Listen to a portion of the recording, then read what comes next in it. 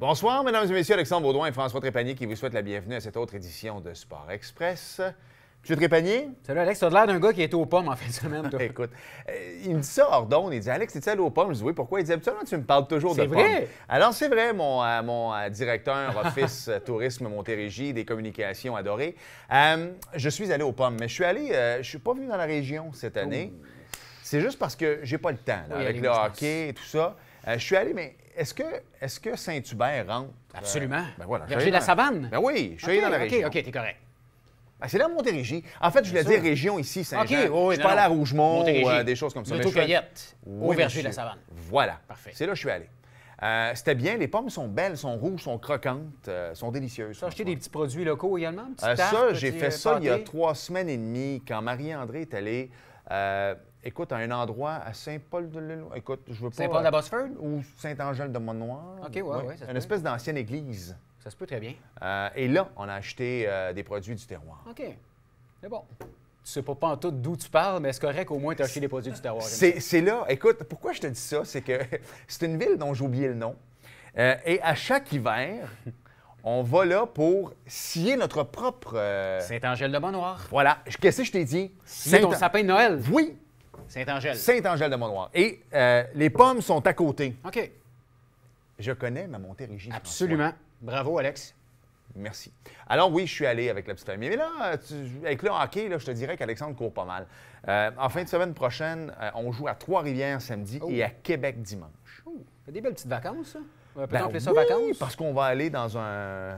Salutations à la famille Jarreau, peut-être avoir des quelques rabais. Mais oui, on va aller dormir à quelque part dans un de ces hôtels à Québec samedi soir. T'es comme un influenceur, toi, maintenant. Ah, écoute, j'influence avec 0 médias sociaux. Moi, comme je suis Christian Boudria. C'est ça. Non, mais lui, il est sur les médias sociaux, il est lui, partout. c'est une vraie vedette. Alors que moi, j'influence seulement mon équipe. C'est pas mal ça. Hey François, il y a tellement de trucs qui se passent dans le monde du sport actuellement. Ouais. Et c'est la raison pour laquelle on l'a invité, William Julien, parce qu'on avait trop de choses à dire. Absolument. L'informateur Joannet qui est au courant de tout sport confondu, mais qui coach également au football. Alors, on va parler de football scolaire et le reste, ce sera ta traditionnelle Macédoine sportive que tu adores. Voilà. Donc, on s'arrête tout de suite parce qu'on a un gros show. Ouais. Bienvenue à Sport Express.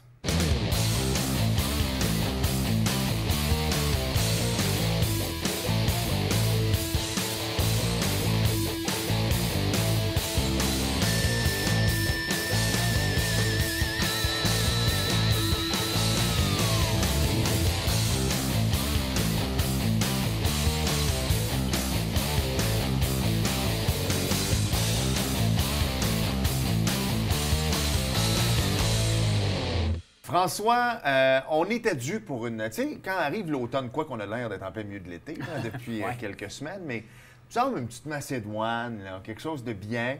Alors, on s'est permis d'inviter notre bon chum William Julien. Salut, Will. Salut, messieurs. Salut, l'informateur. Ben oui, exact. Tu as l'air en pleine forme. D'abord, tu as mis ton magnifique polo des Titans de Joséphine Dandurand. Parle-nous un peu, parce que là, tu es rendu avec eux autres. Je pense qu'il y a eu... quelqu'un t'a laissé joueur autonome l'an passé. Il a passé à l'Ouest. Exactement, puis ça a été une très belle prise pour eux autres. Comment ça va? Rentré au bercail, évidemment. Exact, ben oui, en plus. Non, très content. Pour les Titans, c'est niveau bantam, évidemment, un peu l'équivalent du cadet au football scolaire. 5 victoires, 2 défaites. Wow. Donc, vous avez gardé les termes bantam. Oui, parce que là, plus qu'on a fait, on est rendu au civil maintenant. Depuis 2 ans. C'est la 2e saison que Joséphine Dandurand et Iberville aussi sont rendus au civil en raison des RSEQ qui refusent des fusions. Je ne veux pas embarquer dans la politique. Lui, il embarquerait, c'est tout à fait. Non, mais mon point, c'est que Bantam, c'est parfait. Parce que tu sais qu'au hockey, maintenant, les autres sports, c'est les M. As-tu vu la nouvelle Ligue Midget 3 du Québec? Comment c'est long? M18-3ALQ. En tout cas, gars, c'est ridicule. Bantam Midget, c'est facile. Ben oui. Bantam, 5 victoires, 2 défaites, dont une qu'on a perdue par forfait. Premier match de la saison, on a dû déclarer forfait. Saison commençait tôt, des joueurs encore en vacances. Recrutement qui allait un peu moins bien, mais là, ça va bien. Donc, pour vrai, sur le terrain, 5 victoires, 1 défaite. Bravo. Si on compte ça va très bien. 2e au classement, derrière Western Patriots, qu'on affronte dans 2 semaines. Donc, ça devrait être un match pour la première place. On est très heureux au midget. Au midget, c'est 3 victoires, 4 défaites au batteur pour les séries. Il reste un match. Pour l'instant, on est dans la dernière position pour se rendre. Donc, ça va bien, mais on est très heureux de la saison. Le personnel d'entraîneur va bien. Le recrutement va bien. quand tu accumules des victoires, les gars, c'est facile d'avoir des joueurs par la suite. Mise à jour COVID, on en est où avec les règlements au niveau du football concernant la COVID? Est-ce que tout le monde peut jouer? Vaccin obligatoire, passeport vaccinal? Est-ce que l'arbitre peut toucher au ballon? Oui, tout à fait. Oui, passeport vaccinal obligatoire depuis le 15 octobre, 15 septembre, excusez, la zone tampon qu'on avait donnée. Pour les joueurs, les entraîneurs, puisqu'on est considéré comme une bulle, pas obligé de porter le masque, à moins qu'un arbitre des officiels l'exige. Mais sinon, ça va bien. C'est d'où aucun cas depuis le début de la saison. Tout le monde vacciné, tant les entraîneurs que les joueurs.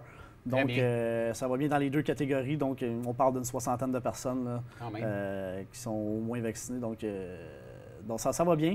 Puis, les arbitres ont le droit de toucher au ballon, évidemment, mais on demande, cette année, habituellement, chaque équipe joue avec son ballon. Là, on demande de jouer avec un ballon pour les deux équipes, à moins de... Ou sinon, c'est nous qui devons contrôler, d'amener notre ballon, placer notre ballon sur le terrain. Mais sinon, c'est un peu revenu pas mal à la normale comme les autres années. Bon, encourageant. Bien content d'entendre. Exactement. Ouais. C'est le bon mot, ça, François. Ouais. C'est encourageant. Parle-nous un peu des équipes locales. Je suis allé faire en tout cas, quand je peux, je suis la voix des Huskies. Là, qui joue souvent après nous. Exact. Au stade, puis là, j'ai pas pu y aller à cause du hockey, mais les Huskies vont bien, les Géants vont bien. Je sais que le début de saison de Soupe avait bien été avec Concordia. Parle-nous un peu de ce qui se passe au football et avec Alex Surprenant. Oui, les Géants, ça va très bien. 3 victoires, 2 défaites. On a perdu à Grasset, malheureusement, en fin de semaine. Si on gagnait ce match-là, les Géants se retrouvent au premier rang quand même de la Division 1 pour une jeune... en fait, c'est la section Montréal, parce qu'il y a une section Montréal, une section Québec. Cette année, ça va se croiser seulement en éliminatoire. Saint-Jean dans une division forte. Les équipes de Montréal sont beaucoup plus fortes que les équipes de Québec. Donc, si Saint-Jean réussit à sortir de ça et jouer contre les équipes de Québec en série, ça pourrait être une excellente nouvelle pour eux.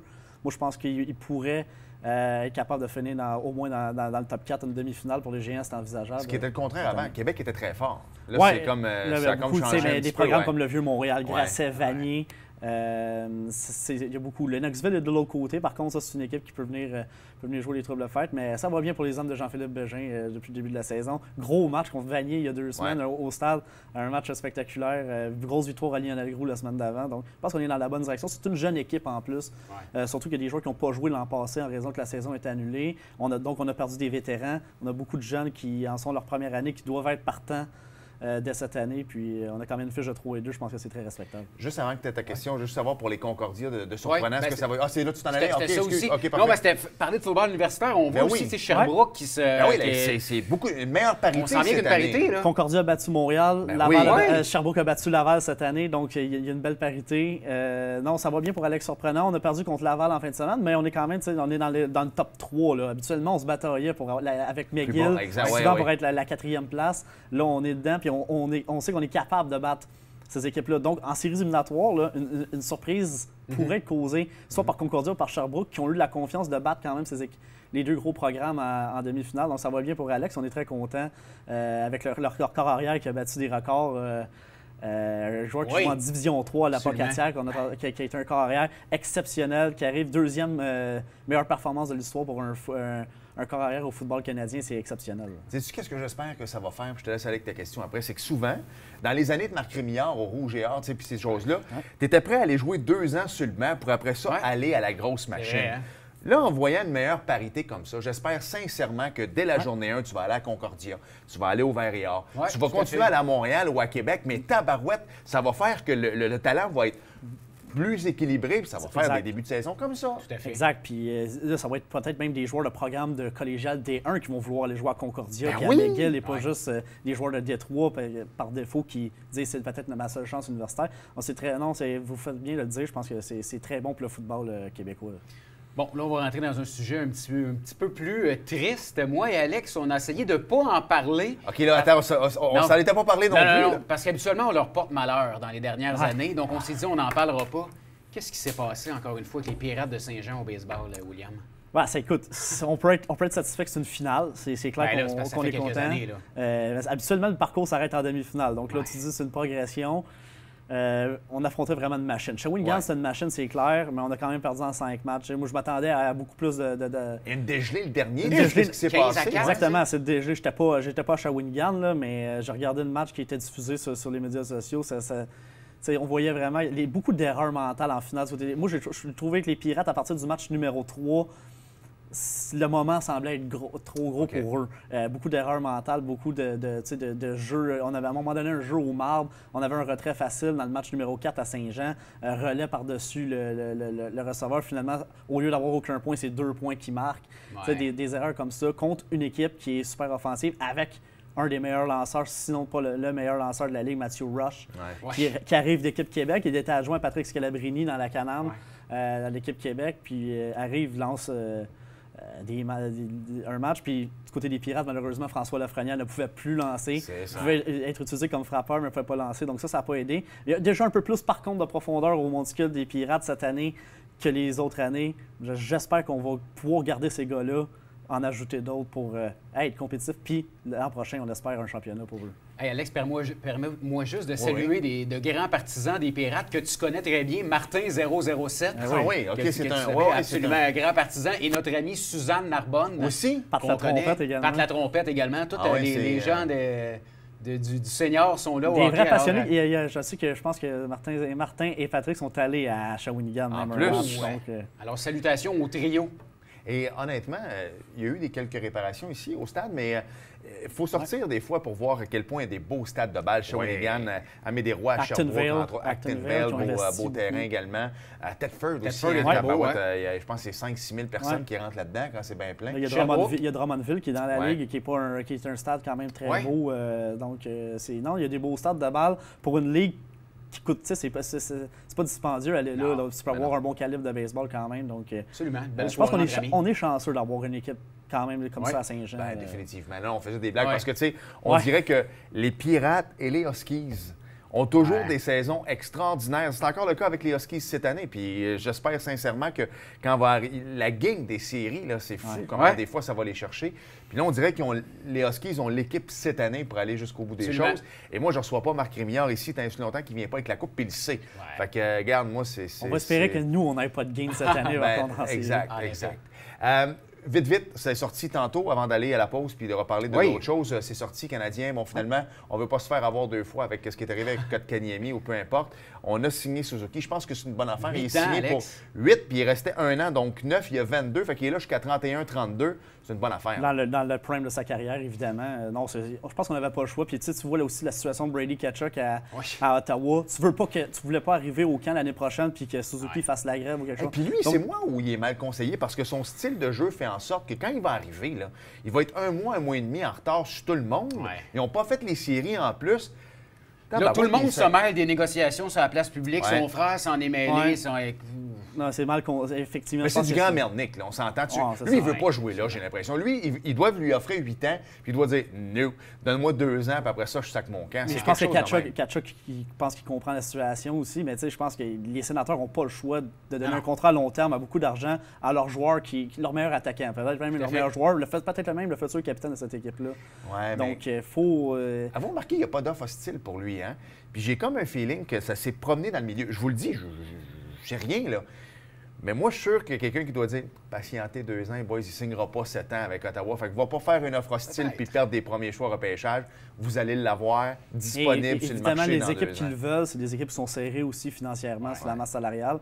Il a le droit de refuser une offre hostile. Donc, même si les Coyotes lui feraient une offre, il a le droit de ne pas y aller. Donc, fait que les équipes qui intéressent. Non, mais quel joueur complet? Moi, je peux te dire quelque chose. Là, en tant que fan du Canadien de Montréal et des Dolphins de Miami, tu as pris lui à la place de Kotkaniemi. Puis nous, on a pris Tua à la place de Justin Herbert, qui lui est déjà dans le top 3 des carrières présentement. Ça, veux-tu que je t'en parle? Écoute, on va s'arrêter tout de suite pour une pause, parce que je n'ai pas envie d'en parler. On parlera après. Non. Au retour, on revient avec cette belle saison des Pats qui vont pas très bien, mais quand même, et les Chiefs non plus vont pas bien. Non, ça va pas bien. Et c'est le début de la saison du Canadien, parce que là, nous, on est diffusé pour la première fois ce jeudi. C'est vrai. Alors, ils auront déjà joué un match hier, mercredi. Donc, on s'arrête et on poursuit avec notre ami William au retour.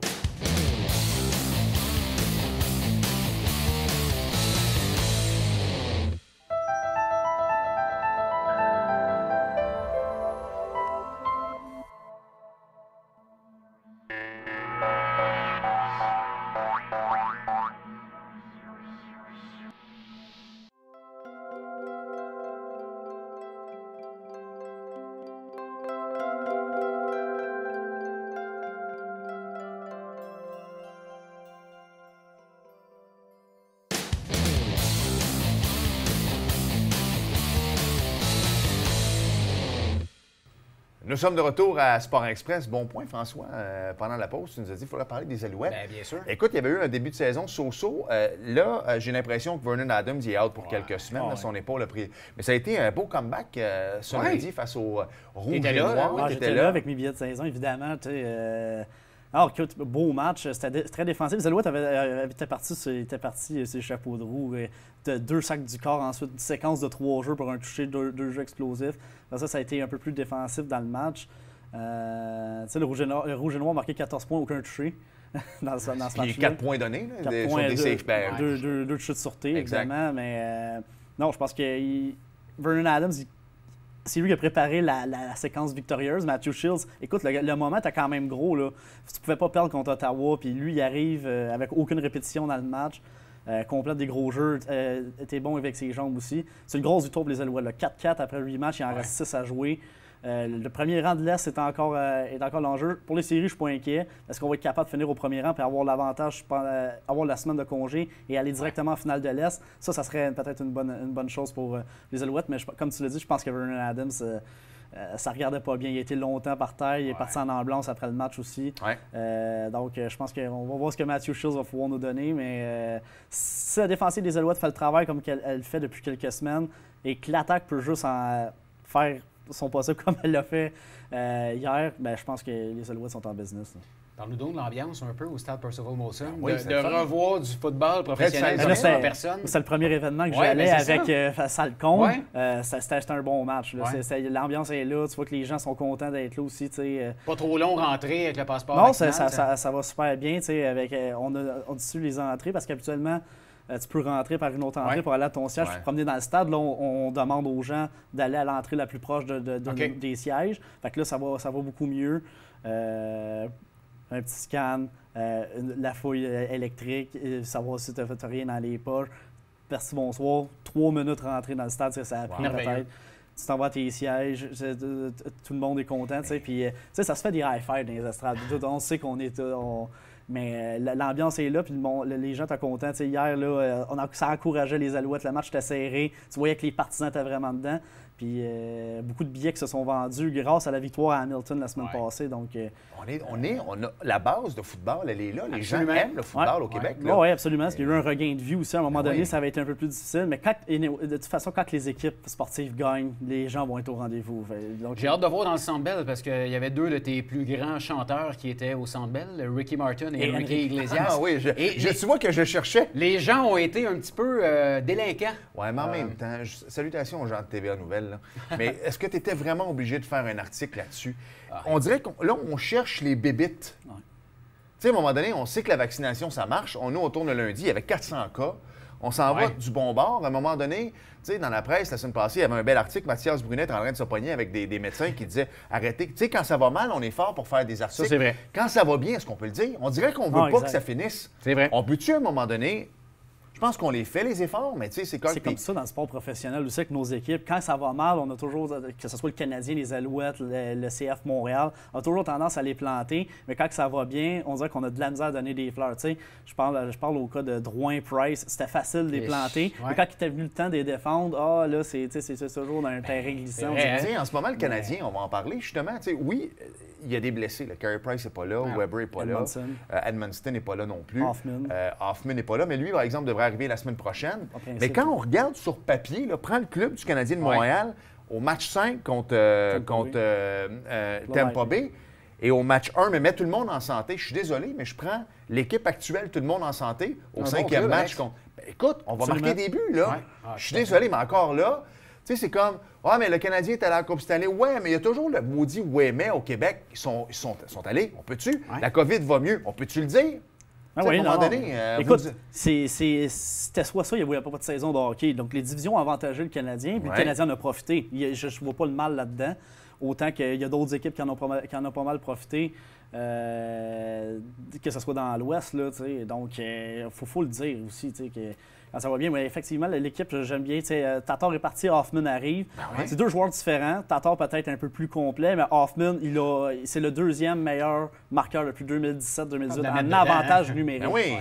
Et c'est quoi la faiblesse du Canadien? Pourquoi le Canadien a perdu en finale de la Coupe Stanley? Pas capable de concrétiser un avantage numérique.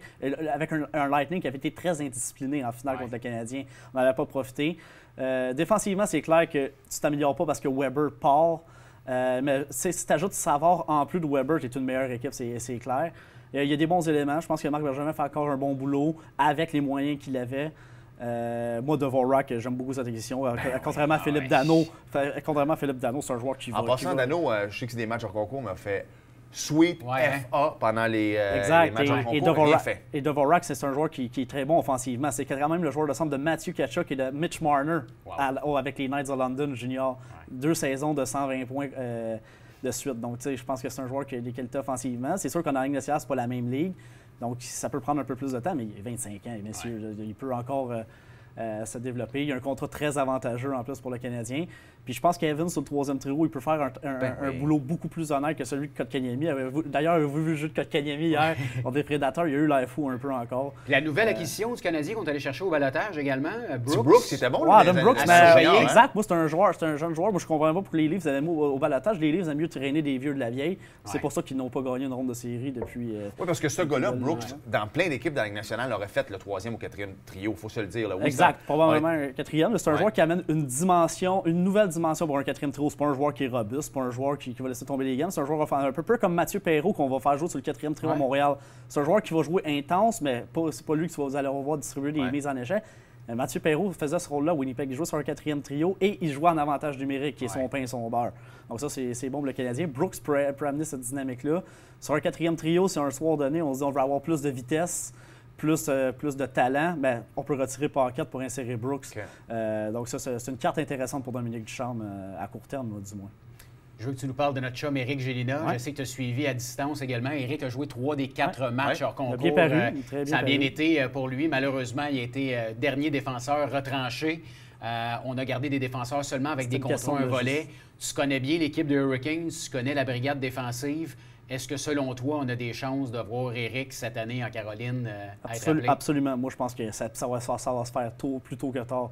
Moi, je pense qu'avant Noël, il a joué au moins des matchs avec les Hurricanes de Caroline. C'est évidemment une question de logistique. On avait beaucoup de défenseurs. On est allé chercher beaucoup de défenseurs aussi du côté des Hurricanes. On s'en est parlé beaucoup.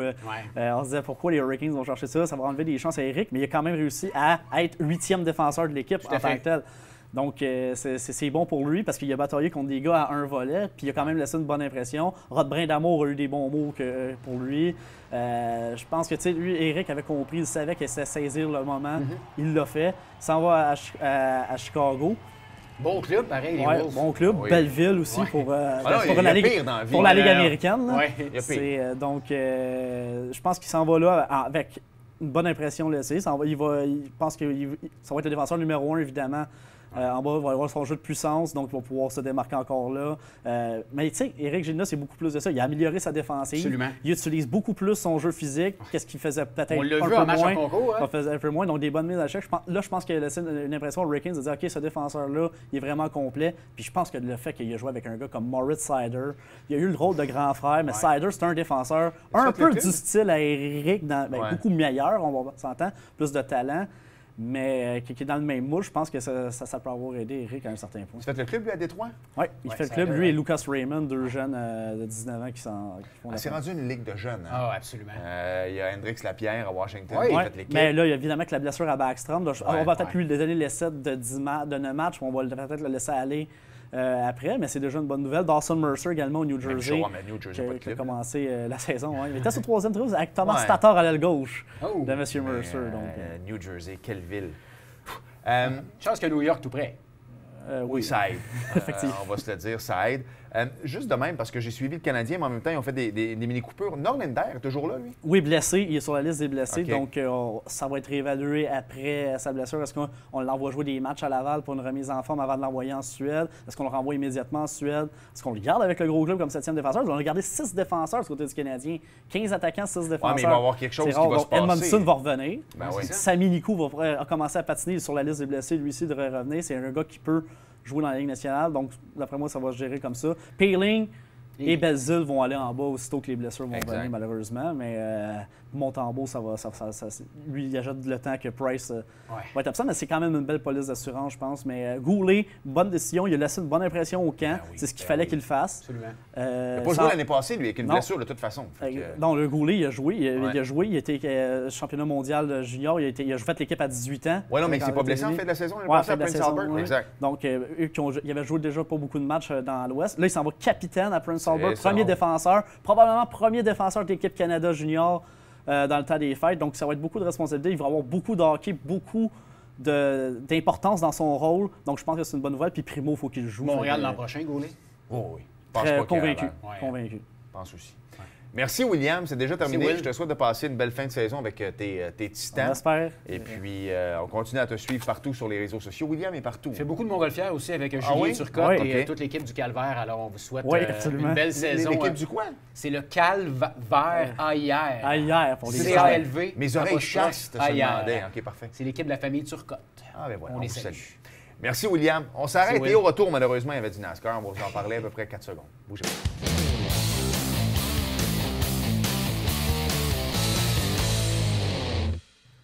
François, juste avant de terminer, la semaine passée, quand on a quitté ici, le mardi, quasiment 30 secondes après, je recevais la terrible nouvelle du décès de Pierre Légaré. Je voulais juste le saluer parce que dans mon ancienne vie, quand j'étais à Z104 avant Boom FM, je faisais beaucoup de remote avec lui. Les soirées racines de l'humour, tu te souviens de ça? Absolument. Je faisais la présentation souvent de spectacles. C'est lui qui était le porte-parole à un homme extraordinaire et je voulais le saluer comme ça. Bonne idée, Alex. J'avais jasé avec lui il y a quelques mois. Il était très impliqué dans le hockey adapté avec les enfants autistes, avec ses petits-enfants. Pierre Légaré faisait ça dans l'ombre parce que je l'avais invité à l'émission. Puis il dit, sais-tu quoi? Il dit, moi, j'aime mieux pas aller au-devant des caméras. Quelqu'un de très humble, on le salue. Salutations, mon Pierre. Il y avait une course au Charlotte Motor Speedway. Tu parles de NASCAR, c'est ça? Exactement. Et c'est Kyle Larson qui a terminé premier. Tyler Reddick a terminé deuxième, François, et Chris Buescher a terminé troisième. Tu me dis que ça a brassé? On n'a plus le temps. Prochaine course, ce sera à Martinsville. Ça, c'est où, ça? En Virginie, François, comme les serres de Virginie. Oh, c'est bien dit. C'est bien dit quand même, hein? Merci. Merci à vous d'avoir été là. Et on se reparle la semaine prochaine. Bye bye. Salut.